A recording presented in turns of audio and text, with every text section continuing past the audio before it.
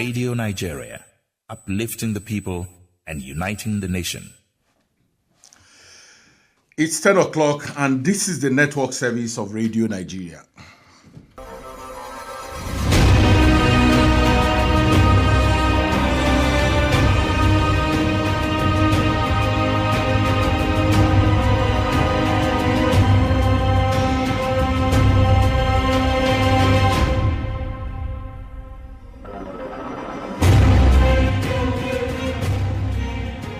Good morning, listener.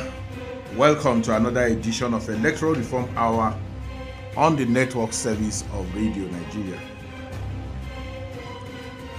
Last week, we had a great conversation with Mbo Hoeno, Deputy Director of Accountability Program at the Center for Journalism, Innovation and Development, CJID. We talked about strengthening electoral transparency in Nigeria, a topic that's so important to making sure our elections are fair and trusted. It was an insightful discussion and we hope that you found it helpful. Today, we are switching things up. We will be discussing electoral law reforms, what changes are needed ahead of 2027. As we look forward to 2027 general elections, important questions arise. Are there gaps in our electoral laws that need to be addressed? Have recent reforms made a significant impact, or do challenges remain that require further action? What exactly are these challenges, and how can we make our elections much better? We've got a special guest joining us today, a real expert in the field, to help us navigate the conversation. Just sit tight, don't go away.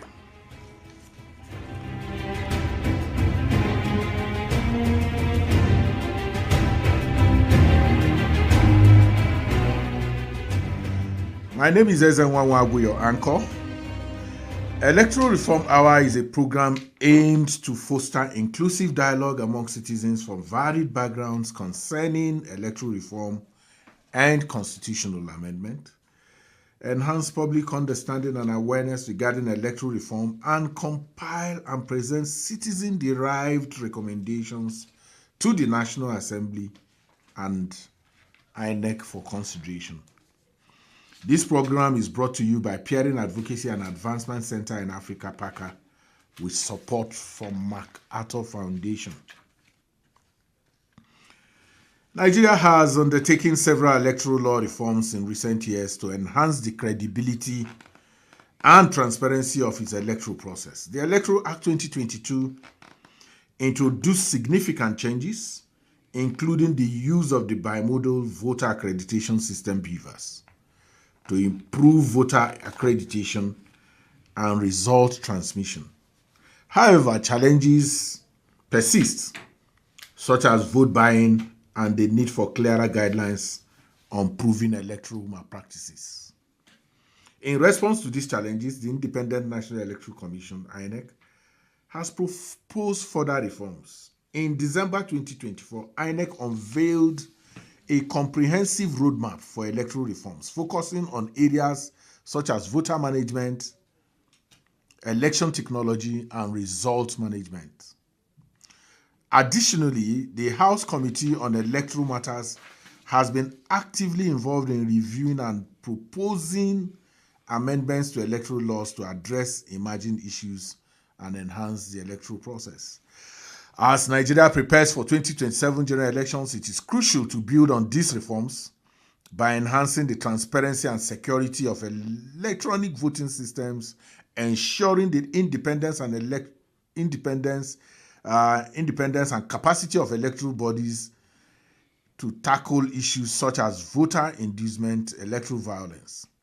Furthermore, fostering public trust through continuous engagement and education on the electoral process remains essential for success of future elections. To guide us through this important discussion and offer a deeper understanding of the way forward, we are honored to be joined by a distinguished guest, Alhaji Shehu El-Wahab. Alhaji Shehu El-Wahab is a seasoned public servant with a wealth of experience in the electoral process in Nigeria. He currently serves as the resident electoral commissioner for Nassarawa State, where he oversees the operations of the Independent National Electoral Commission in the state. El-Wahab has a background in various roles within Nigeria's civil service, and his experience spans across public administration, electoral management, and I am excited to have you join us on this program today. You're welcome, Resident Electoral Commissioner. Thank you so much. Listener, you are welcome. We appreciate having to pull you from Lafayette to join us, and we are leveraging on the very, very wide experience you have in electoral administration and management. So I'll just dive straight into the conversation. The Electoral Act 2022 introduced some reforms, but I know there are gaps that still remain. From your experience as Resident Electoral Commissioner, are there specific amendments, legal or thereof, that you think are necessary to improve the quality of our elections as we approach 2027? Yeah, thank you so much. I'm happy to be invited to this program, and I want to commend PACA for the initiative, including the funders. Yes, a lot we have made tremendous progress as far as our electoral process is concerned. And to a reasonable degree, the 2022 Electoral Act marked a milestone for me in the development and the quality of our elections as far as the legal instrument is concerned.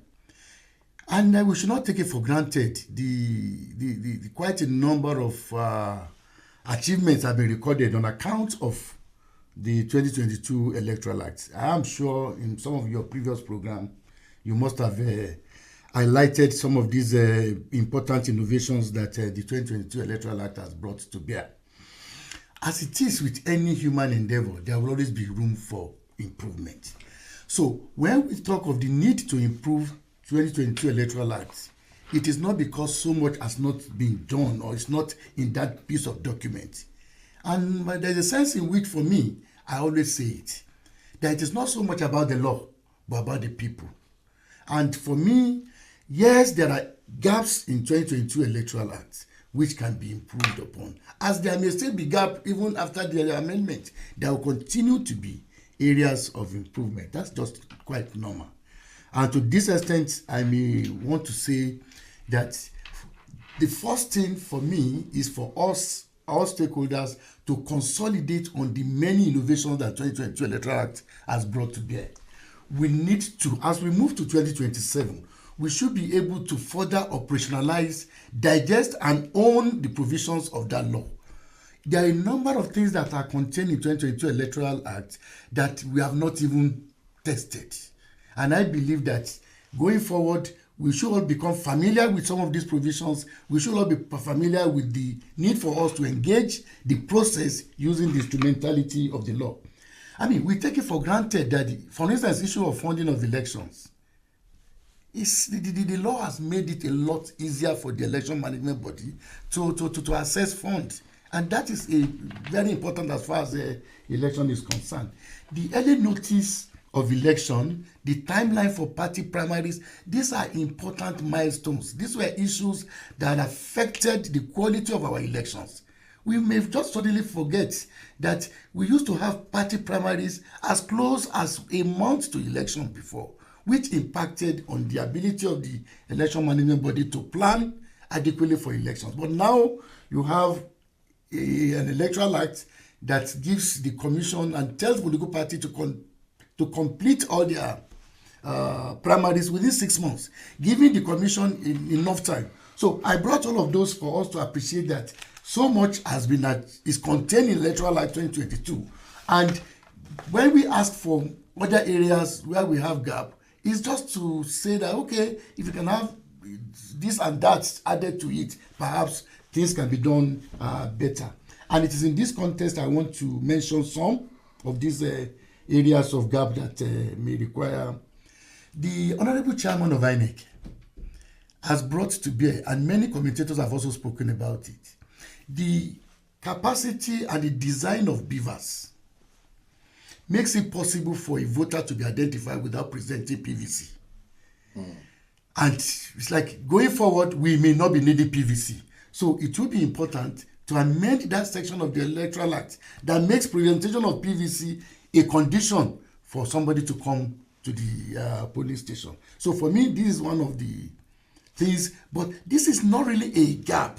This is improvement that the Electoral Act, in what we already have. What we already have. Yes. So, but instead of specific amendments, there are some areas of ambiguities in the law that needs to be touched. For instance, in a section, the law says INEC shall transfer.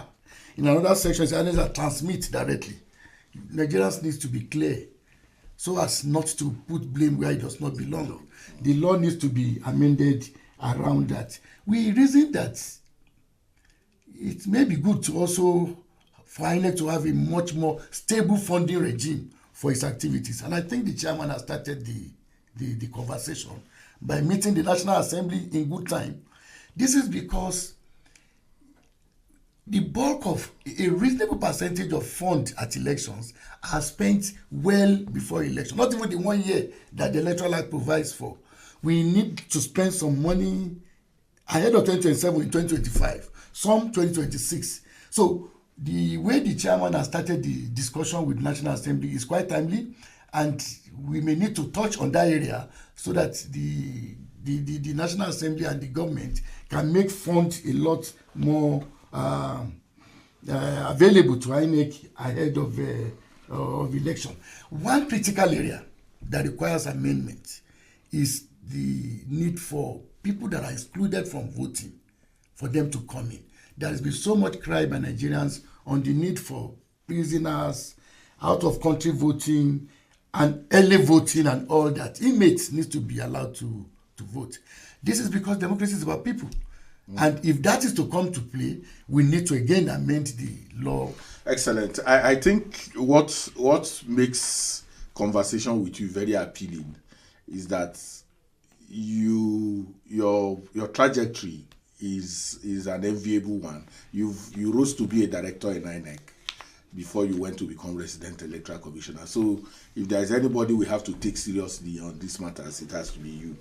Some stakeholders, I know there are pressing legal bottlenecks. Are there pressing bottlenecks that frustrate INEC operationally that you think that if we deal with can be helpful in making elections much better in 2027? Yeah, I think I'm talking about these perennial logistics challenges, issues around security, movement, violence, all of those things. Of course, I think yes, there are challenges in all of these areas, but we should also acknowledge that we have also made some progress on all of these issues. But one thing that is important for listeners to understand is conducting election in Nigeria, and indeed anywhere in the world, is not a small task. And we must understand that conducting election in 176,000 polling units, managing over 90 million registered voters, all of which have to be attended to within a specific number of hours, not a joke. So it is reasonable to expect that there will be some challenges, especially given the diverse nature of our terrain. But increasingly, we are doing a lot to improve on all of these areas, but we can also do a lot better. With regards to logistics, management of movement of men and materials to the required places at Wendy, we still face challenges because INEC does not own 5% of the vehicles that are needed in election day. We have to rely on service providers. A lot has been done by way of MOU with these service providers, but a lot still needs to be done because our experience in 2023 showed clearly that while some states had it fantastically well, some states had challenges in the performance of these stakeholders, service providers, as far as logistics is concerned. We still face a general problem.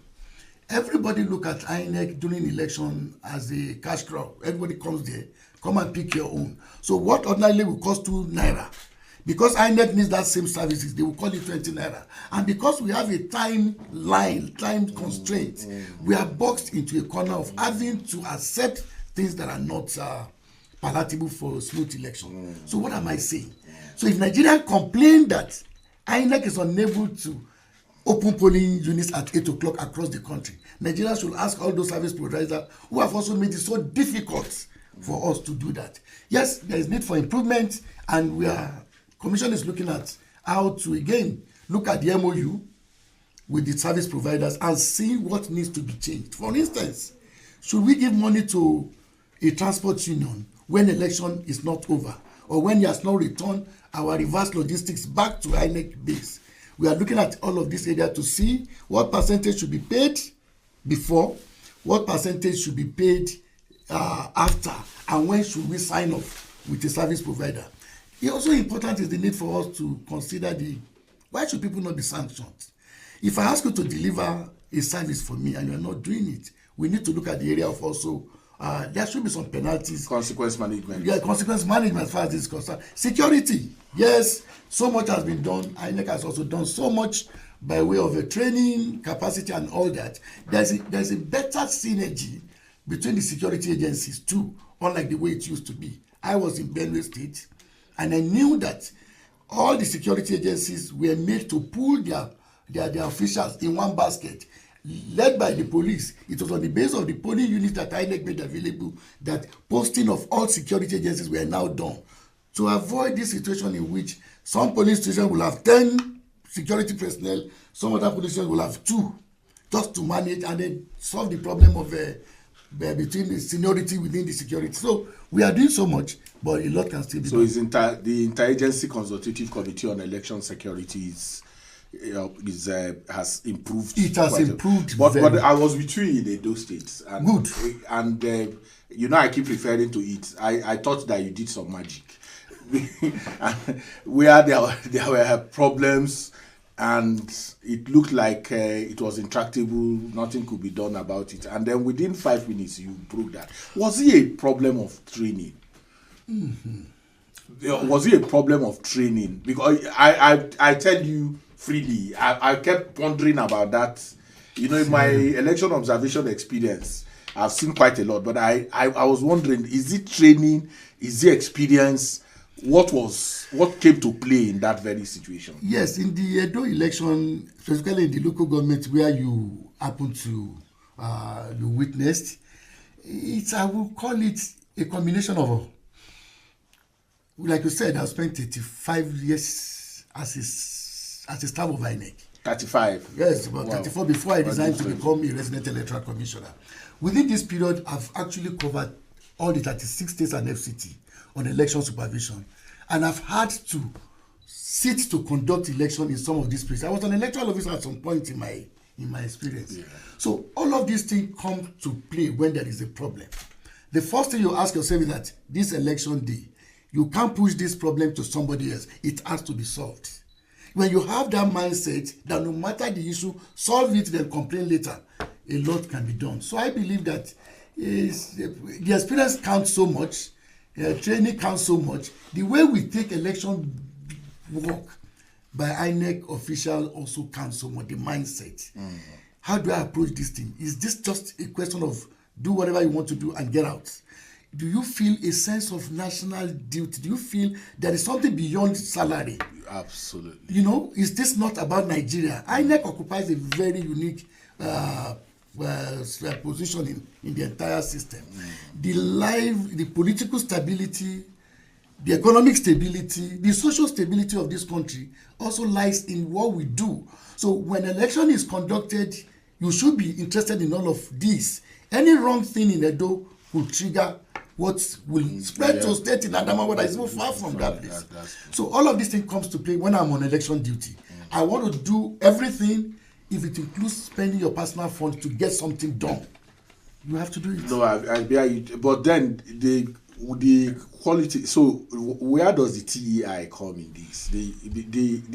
The Electoral Institute, in my view, should be the orbit in terms of reorientation for INEC officials. Because my position, sir, is that the quality of the election has something to do with the quality of the officials. That's true.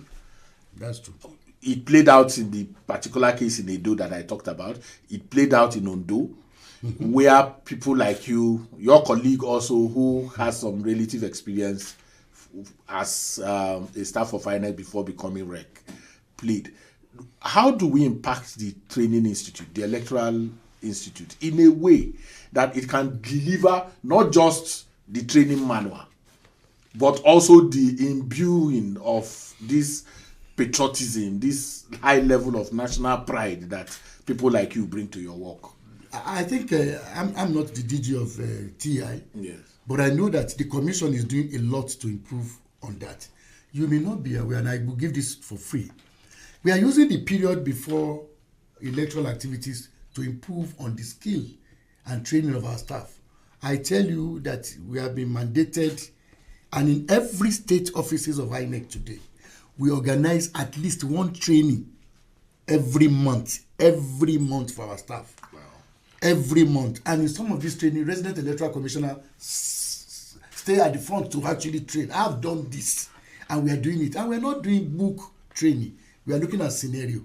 And when I take, in one of the class sessions I've taken, I take on election results management. And I bring to bear my experience in managing a peculiar election result management in Edo State in 2016. For them to understand the scenario and what needed to be done. So much is being done to improve our skills, and I think it will go a long way in improving the quality of our officials as we go. But importantly, what made it possible for me is because I've worked all my life in INEC, and I had the opportunity of now becoming a resident electoral commissioner. Perhaps the more we have, it's not taken for granted, the more you have in-house people now overseeing election, the likelihood of having better appreciation of the problem and a better way of solving it. I am persuaded in that direction. It brings me to the issue of voter registration. Yes. Now, people are talking about integrating NIN, most of these identity databases, NIN, passport, driver's license, to reduce multiple. What are the legal technical implications for such integration? If you allow me, I'm not a lawyer, so I don't want to get into don't get into it.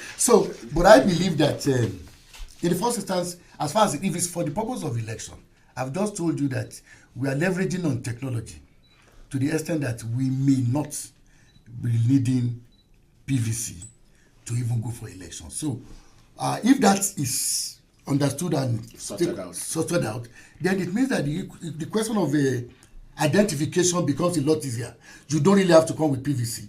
If it is voters, if it is your driver license, so be it. If it is NIMC, so be it. Because we have in place a BVAS that will bring your photograph up, that will bring your biometrics, and we can confirm that you are coming for the first time and you're not going to vote again. INEC has been concerned, and I think related agencies have actually been meeting on the need for this integration. And I think a lot has been done. They are really collaborating. One area that has remained tough is the ability to remove dead people from the register. And we know that that's not even a problem for any of these agencies, because the Population Commission will be willing to give INEC the record of the dead for us to use. But then the much bigger problem is touchy area. Yeah, God bless you. Because we don't have those statistics as it were. But the agencies are really collaborating. And I think as far as law is concerned, the needed legal amendment can be done by the experts if we get to that point. But Commission is concerned and has been working closely with all of these agencies. Okay, security has continued to remain a concern, as you know. So I know that the Interagency Consultative Committee is working, INEC and security agents. But what do we do to protect life and properties? A lot. Let me start this way. I appreciate the fact that you have noted that ICSES is doing so much. And there's something that perhaps people also don't know.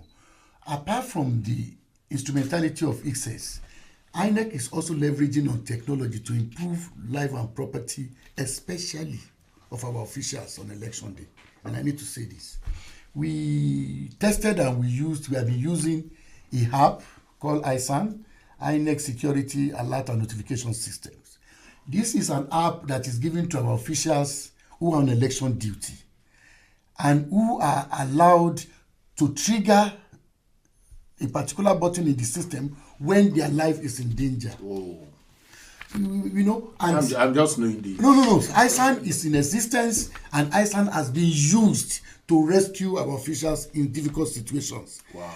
But of course, ISANs will not work where there is a challenge of network. Okay. Because it's a real time, as you are sending signal to these, and the situation room where security agencies sit, they get this complaints. Okay. When they get the alert that A is in danger, it tells them the location where the official is and the device whereby we have used it in some elections, just that I didn't come with some of the locations. So we are also doing this to improve the and the other thing I found is that as part of improving the security around the election is that there is a way in which our security agents give themselves up all for INEC when it's an election day, so that their response to challenges is a lot better.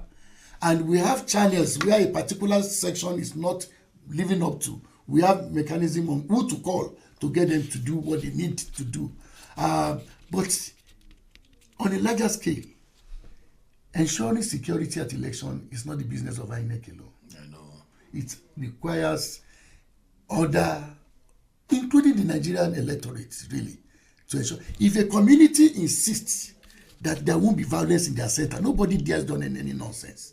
And we have seen it at play when the people will take out a troublesome person and take him away without an official of INEC saying one word, because they don't want the election to be affected. And I think leveraging on this community policing or intervention will really go a long way to. I know for us as INEC, we need to do a lot to ensure that we earn confidence, but the people also need to come in to ensure that we have a peaceful election.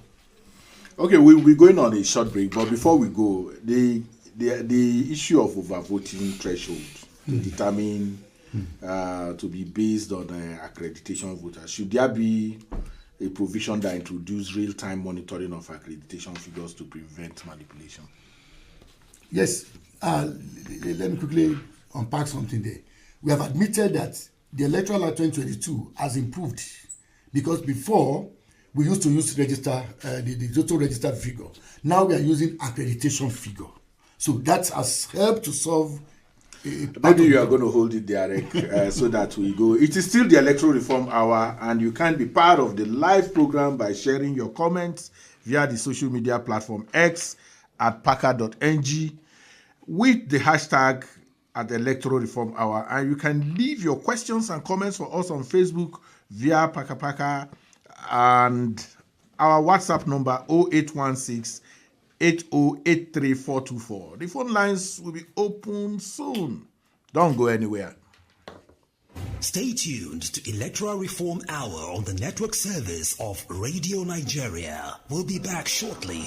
Are you ready for change? Join the Peering Advocacy and Advancement Center in Africa, PACA, for the Electoral Reform Hour. This program amplifies electoral reform campaigns and provides citizens with opportunity to make meaningful contributions that will strengthen our electoral process. I think what we should do and what we've been advocating for is to find a way to harmonize all the biometrics we have been doing in the country so that we have one. If you have your unizik card, for instance, you should be able to carry all the data, social security, like it's done everywhere. So when you vote, everything about it is there. My position is that the result, substantive, the election ends at the polling unit. Once the presiding officer, in the presence of polling agents, in the presence of security men, in the presence of all other stakeholders, including some of the people that voted, counted the scores of candidates and parties openly, entered the results into Form EC8A and snapped it,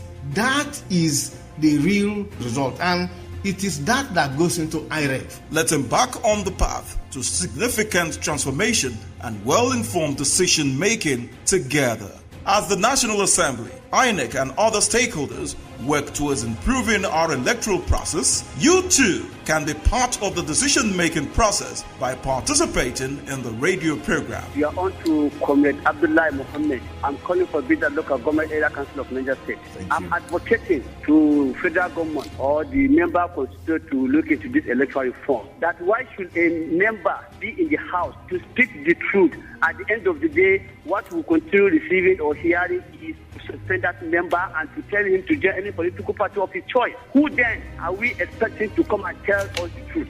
This is Brad Orator from Latte State. My idea is that INEC should stand firmly as an independent body. Secondly, the local government election should be conducted from the INEC, not from the national level. Remember, democracy is for the people. Together, we can make a difference. Let your voice be heard in the Electoral Reform Hour, where every opinion matters. PACA, making democracy work for the people. This is Electoral Reform Hour on the network service of Radio Nigeria. Stay with us. Glad to have you back. We're still speaking with Alhaji Shehu El-Wahab, Resident Electoral Commissioner, Nassarawa State. Picking up from where we left it, many believe that coalition is the weakest link in Nigeria's electoral process, creating opportunities for falsification and manipulation of the process. From your experience, Honorable Rek, what specific reforms are needed to strengthen result integrity and public confidence in the electoral process? Okay, thank you so much. I don't know whether coalitions, okay, this is still the weakest link, and that perhaps explains why it also occupies an area of concern to the election management body. I am aware that what technology has brought,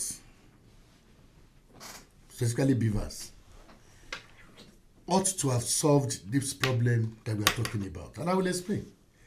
The essence of accreditation on election day using beavers is that we have a machine that records the total number of accredited voters on that day at that polling unit. It is expected that every other figure is from that baseline.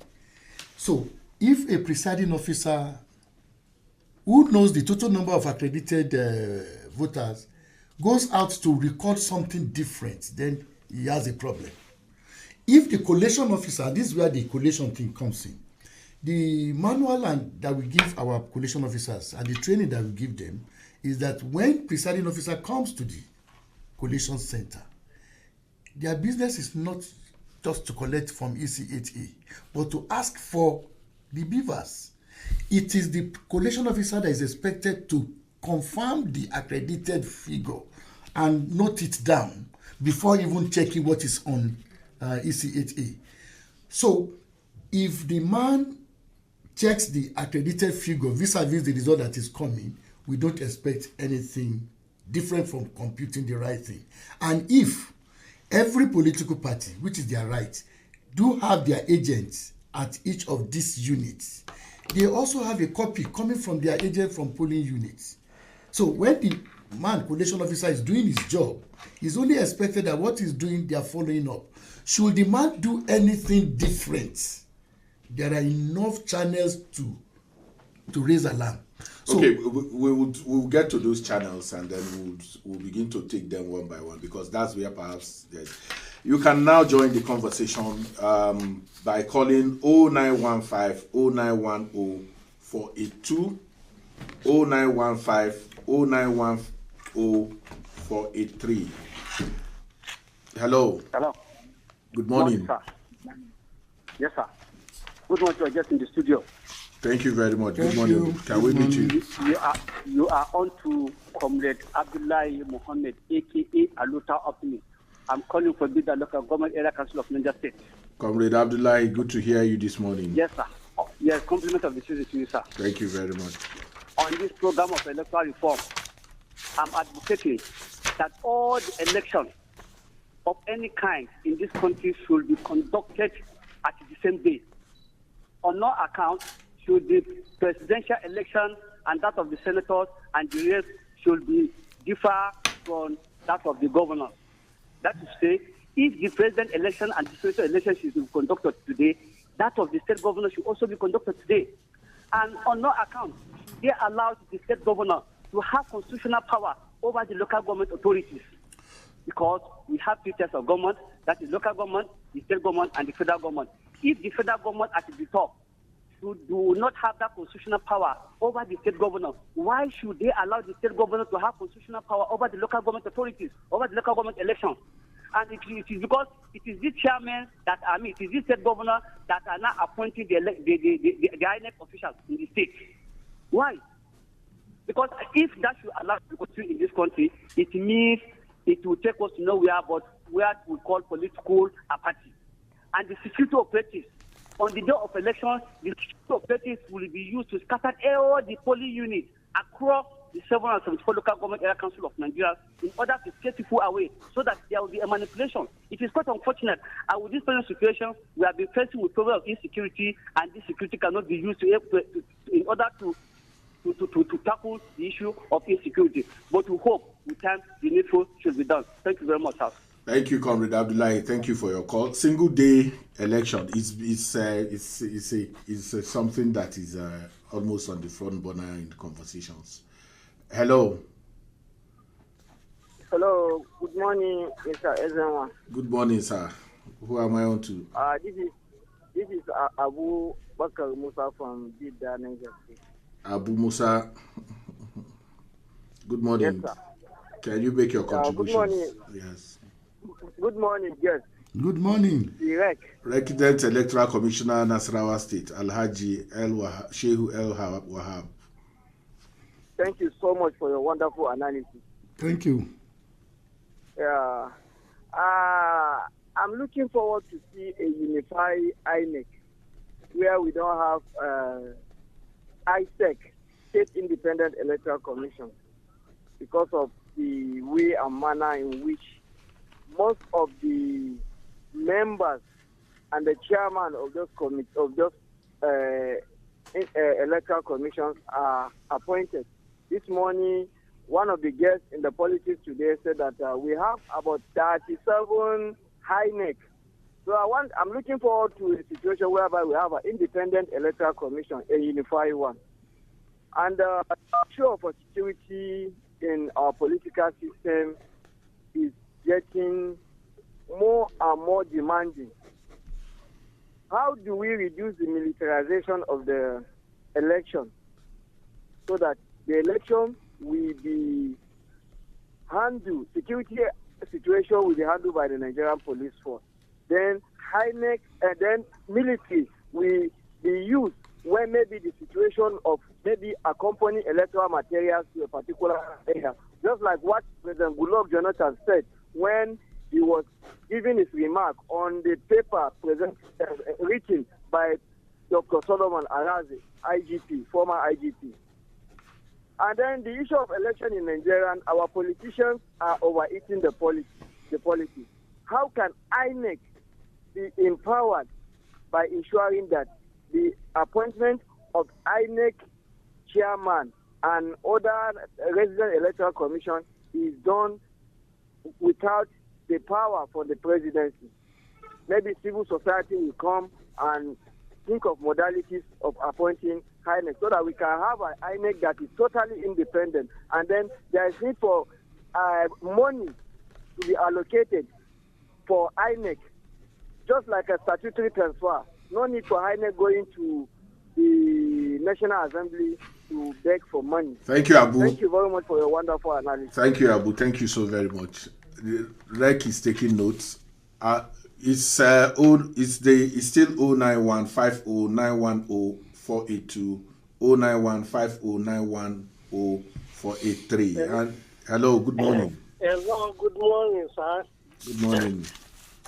Good morning, just in the studio. Yeah, good morning, ma'am. I'm happy to hear that it is electoral officer of the state office. Resident Electoral Commissioner. Alhamdulillah, thank God. Sir, without saying it, you yourself, as an electoral worker knows that the problem we are facing in Nigeria, you know it better than most. But what is worrying us is that let us have a conducive and mature electoral processes in Nigeria. Vote buying, commercialization of election does not worry me much, sir. Why? If we should come, if INEC should come with the policies that all candidates ready to contest should bring out their manifesto in form of book, and any candidate that win the election, if he fails to do what he writes in the manifesto, should give an electorate right to sue them to court without saying anything, without much suffering. Nigeria will be better. But if those that are elected tend to be superior over the electorate, then Nigeria's situation will be worsened. Thank you very much. What's your name? I didn't get your name when you called. I am Alhaji Brian Gao from Badeji in Kacha local government of Niger State. Thank you. Thank you so much for your contributions. Thank you. Excellent. The contributions are getting interesting. I hope the Honorable Rec, you are taking quite a good note. WhatsApp number is 0816 8083 424. And we're on X at parkercap.ng and parker on Facebook. Maybe you take a few of the responses, because some of the questions they ask are also part of what I wanted. Early voting, vote buying, appointment of resident electoral commissioners. Okay, let me take it from the rear. The Alhaji from Badeki is concerned about the need to have a mature and conducive electoral process. An electoral process in which election is not commercialized. An electoral process in which candidates will not only have a manifesto, but will present such manifestos to the electorate ahead of elections. Yes, I align with you completely on the need to have a matured and a conducive electoral process. Then what is missing? What is missing, in my view, should be is rooted in the political culture. What is the level of our political culture in the country? That is a problem. The problem, what Alhaji is asking for, is as much a problem of institution, but much more of the people themselves. If I'm offering bribe as a candidate, and the people say they are not taking your bribe, we have solved a problem. But we have a situation in which we also have electorate who are willing to collect, and even when you are not willing to give, they ask you to bring. So there is a problem with that, and I think we need to do something about that. As far as the issue of manifesto is concerned, every political party, I believe, have their broad manifesto, and most of the candidates do claim to have a manifesto. So if those manifestos are not really getting to the people, these for me are the questions that should be asked by citizens. Where is your manifesto? What do we pin you on? It is not much of a problem of INEC, but rather of the larger society. It's important that electorate take on political parties, take on candidates that they want to know what their manifesto is. But I believe that it's all rooted in the low political culture that we have had over the years. Yes, more funding for INEC. I agree with you. We'd like to have more funds so that our work can be done a lot better. I'm referring to Alhaji Abubakar Musa from Bida. Yes, composition of INEC. So much has been said about that. Presently, it is a legal thing. The present constitution of the Federal Republic of Nigeria already specified how INEC should be composed. As to whether INEC should be picked from within, I leave the conversation more to the public, and let's see how people view it. But there's a silent revolution that is innovation, not revolution, that is taking place in INEC. The guest, the coordinator of this program, just informed the audience that I, as a resident electoral commissioner, I actually started my job as a staff of INEC. I've never worked elsewhere in my life after my graduation in the university. I started my work as a civil servant in INEC, rising to the position of a director. And by this innovation that I'm talking about, I found myself now as a resident electoral commissioner. Perhaps we can continue to leverage on this and have more INEC people, those that have worked in the commission, to now head our offices as it obtains in some other countries. And I think how the process was done, I don't know, but we need to deepen that so that we have more of people that have worked in the commission to now head our offices across the. And let me say this. But what is the backside to this? Everybody is not a Shehu El-Wahab. Even though you have worked, there are people who have worked there who themselves are the problems. So because we can't, in wanting to solve a problem, we can create more bigger problems.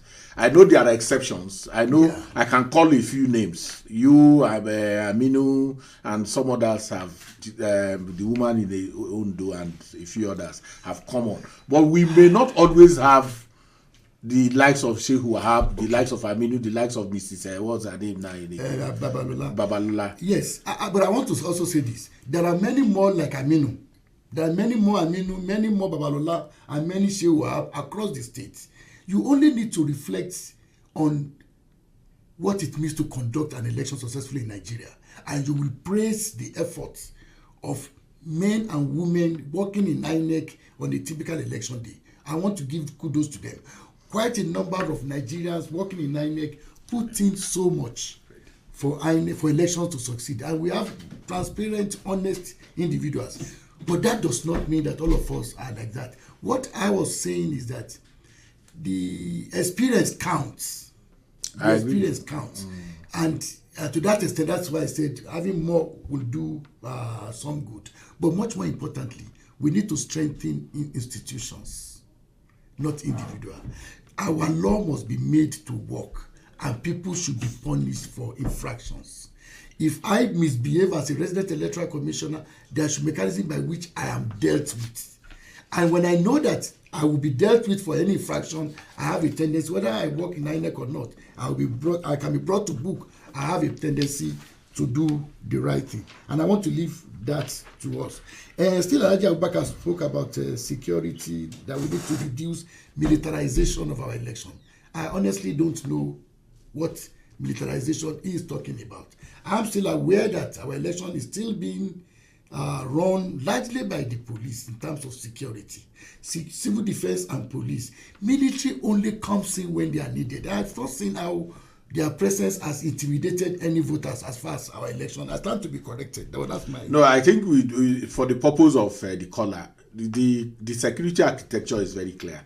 The police is the lead in terms of provisioning, security provisioning. And then the military stays in the outer layer. And then the armed police stays 300 meters away from the polling unit. Unarmed security agents stay inside the polling unit. I think that's important. And finally, somebody asked about the need to unify INEC. I understand that unification to mean INEC and SEC should have only one. The law says we should have it that way.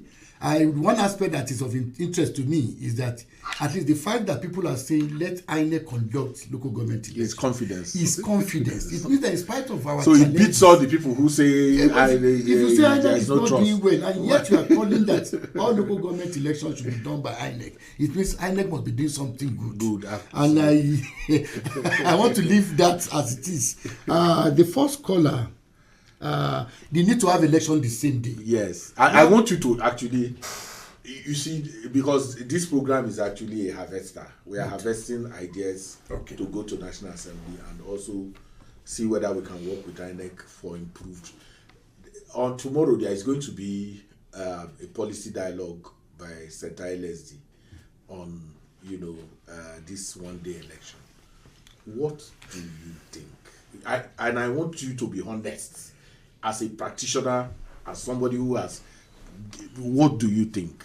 Yeah, having election one day is going to be challenging in my view, particularly from the point of ensuring that voters vote, their vote count not because of rigging, but count in terms of making the right choice on the ballot. If you have 5 ballot paper on election day, I have the fear, one, of voters choosing the candidate they desire for all of these offices, such that we may end up having results that people will be questioning. Is this who we voted for? They actually voted for them, only that they didn't know they were voting for wrong persons because of the multiplicity of ballots. Having the election one day will require serious, when I say serious, sustained voter education. Not the kind of voter education that something a lot more, something that is going to require all the CSOs to really come in and get voters on how they will go about their votes. Because in some elections, the dynamics of election is that, and I'll give example of, again, Benue State. You had a presidential election and a senatorial election the same day. The sitting governor was said to campaign for a candidate, but he himself was contesting Senate under another party. While he was mobilizing voters that they should vote for him, he was also. But what happened in the election? They voted for the same party, or voted. You understand? So, and at the end of the day, the question is: it INEC that rigged the election? No, it's not INEC. So we need to, as we are calling for a day voting, we also need to address the huge logistics that goes with it. Because now we are going to be talking about 5 ballot boxes on a day. So the vehicles that will carry 5 ballot boxes and still take poll officials is going to be enormous. I really wish we can do it that way, but we need to pay attention to the logistics of managing it so that we don't bring additional responsibility which INEC will take if the law says go ahead. But we also need to look very deeply at voter education. We need to look deeply at training. We need to look deeply at the logistics that goes with it. And finally, Nigerians are very impatient. We call for 5 elections one day. It's the same Nigerians that expect the results to come 3 hours after voting. It won't be like that. You can't be managing 5 ballots on a day and you expect results to come the way it comes. We are likely to also have the same Nigerians that will now say, what is INEC doing? They've not declared the result, forgetting that managing 5 ballots is not a joke, because you are likely to find some voters will be dropping the ballot of House of Assembly in the presidential ballot by boxes. So you need to also sort out putting the right ballot in the boxes they truly belong. All this will take time. All this will drag counting to evening, and they will run another issue, security. How do we ensure that while all of these processes are going on, we are also able to secure our police stations such that the process will be completed in good time? Because when election goes into night, risk increases. Not because of INEC, but because those who have other ulterior motive, they want to play on that. That's my view. Excellent. I am happy that you were able to pour out, especially from the residue of your experience. We're going to the closing now, and I want you to talk about how we expand the democratic space. You talked earlier, you hinted at it, diaspora, prisoners, all of those things. Just share your thought on that. You said it's about, I took that soundbite, election is about the people. Yes. So what do you think needs to happen? Is it a question of law? Is it a question of what do we need to shift to be able to expand the democratic space in this way that you envisage? Yeah, I think that I've called for the area of law already. We need to bring in more people that are not voting now.